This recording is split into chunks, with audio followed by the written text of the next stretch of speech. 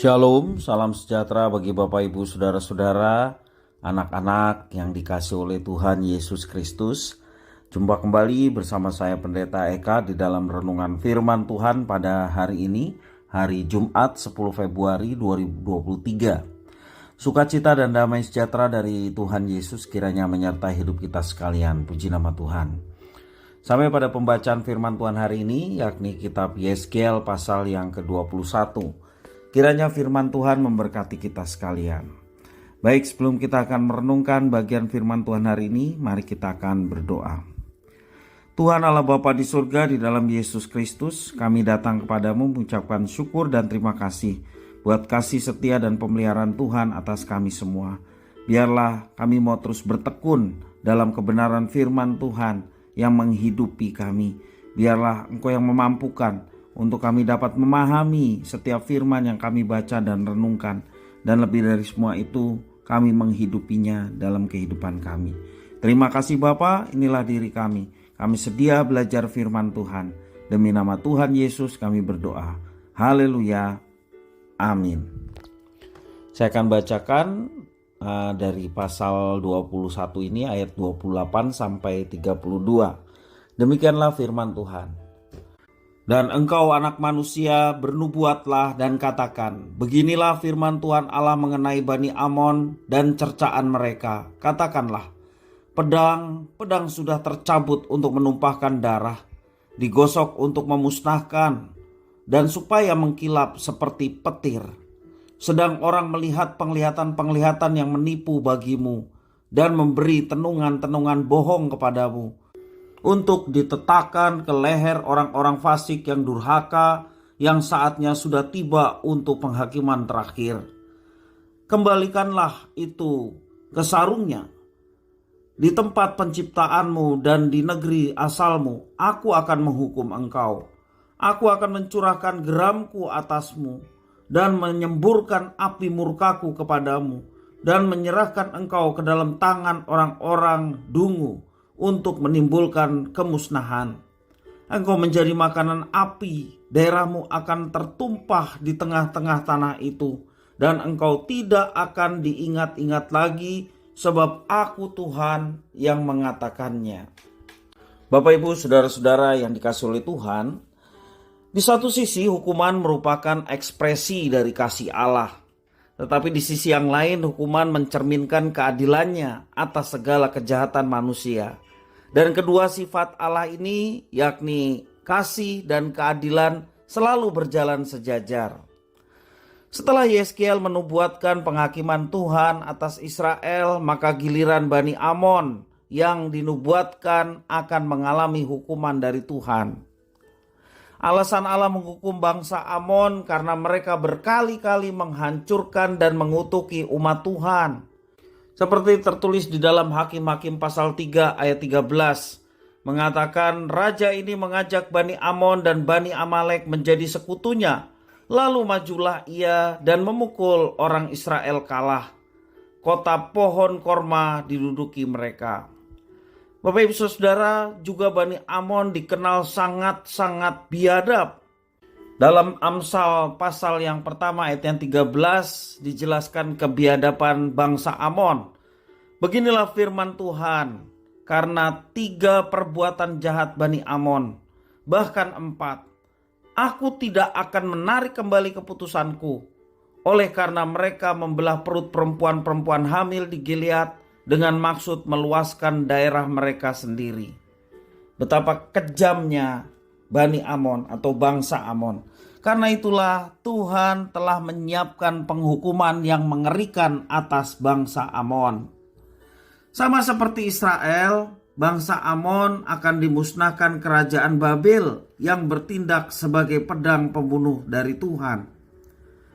Kita melihat di dalam pasal 21 ayat 19 sampai 20 dikatakan, hai engkau anak manusia, gambarlah 2 jalan yang akan dilalui oleh pedang Raja Babel. Keduanya mulai dari satu negeri, buatlah sebuah papan penunjuk, jalan pada awal jalan yang menuju ke masing-masing kota. Gambarlah dari jalan mana pedang itu datang melawan Raba, ibu kota Bani Amon, dan melawan Yehuda yang bentengnya ada di Yerusalem.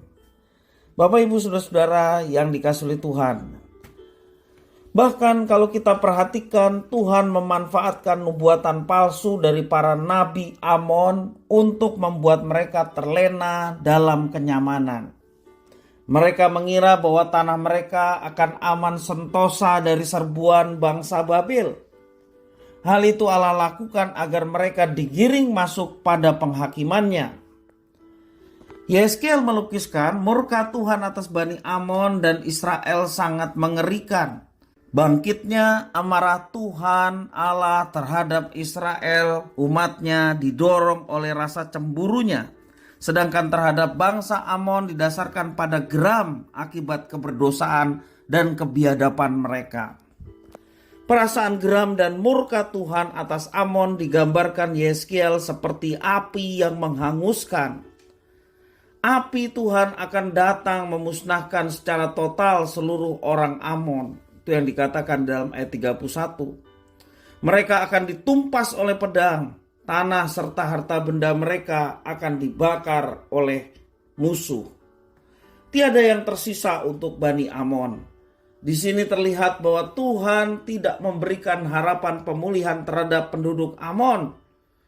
Sebaliknya ada janji pemulihan kepada umat Allah, walaupun murka Allah juga dinyatakan atasnya. Bangsa Amon akan dimusnahkan dari muka bumi, seakan-akan keberadaan bangsa Amon tidak pernah ada di dunia dan tidak diingat-ingat lagi. Bapak, Ibu, saudara-saudara yang dikasihi oleh Tuhan, selama Tuhan masih bersabar dengan kita, marilah kita menjauhi dari segala dosa dan hidup di dalam kekudusannya. Hidup ini adalah kesempatan. Bagi kita orang berdosa, kesempatan untuk bertobat dan berbalik kepada Tuhan. Jangan sampai habis waktunya ketika kesempatan itu diberikan tetapi tidak kunjung bertobat. Kesempatan itu diberikan, kita masih terus larut di dalam dosa. Jika kita terus-menerus berbuat dosa dan tidak menggunakan kesempatan yang ada, maka jangan kaget apabila murkanya juga menimpa setiap orang-orang yang tidak menggunakan kesempatan yang diberikan oleh Tuhan untuk bertobat. Bapak, Ibu, saudara-saudara yang dikasihi Tuhan, pesan firman Tuhan pada hari ini, Tuhan murka terhadap dosa, baik dosa orang yang tidak mengenal Tuhan, juga dosa yang masih dilakukan oleh anak-anaknya, orang-orang yang telah dipilihnya. Karena itu, sebagai orang-orang yang telah dipilihnya, sebagai umat tebusan, mari kita senantiasa sadar ketika kita melakukan setiap perbuatan yang tidak berkenan kepada Tuhan, dosa-dosa yang kita perbuat, sesegera mungkin kita datang kepada Tuhan dan mohon pengampunan darinya.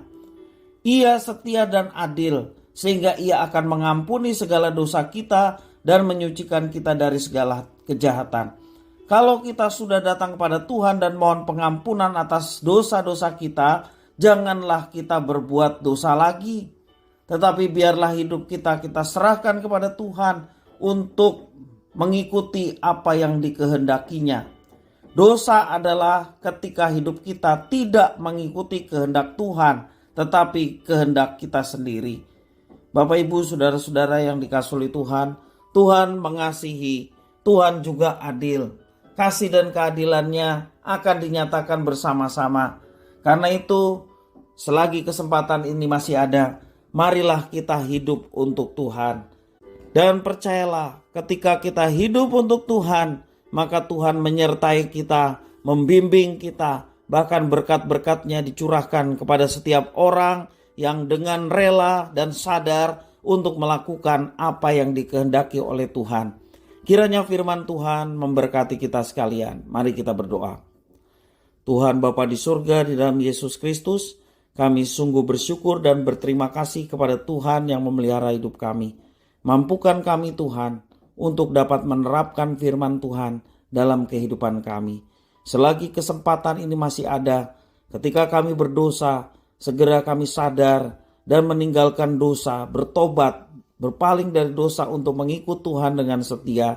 Dan biarlah hidup kami memuliakan Tuhan, tak kalah kehendak Tuhan di dalam firman-Mu terlaksana dalam hidup kami. Terima kasih Bapa, inilah diri kami. Kami bersyukur atas firman Tuhan dan jadikanlah kami pelaku-pelaku firman-Mu. Demi nama Tuhan Yesus kami berdoa. Haleluya.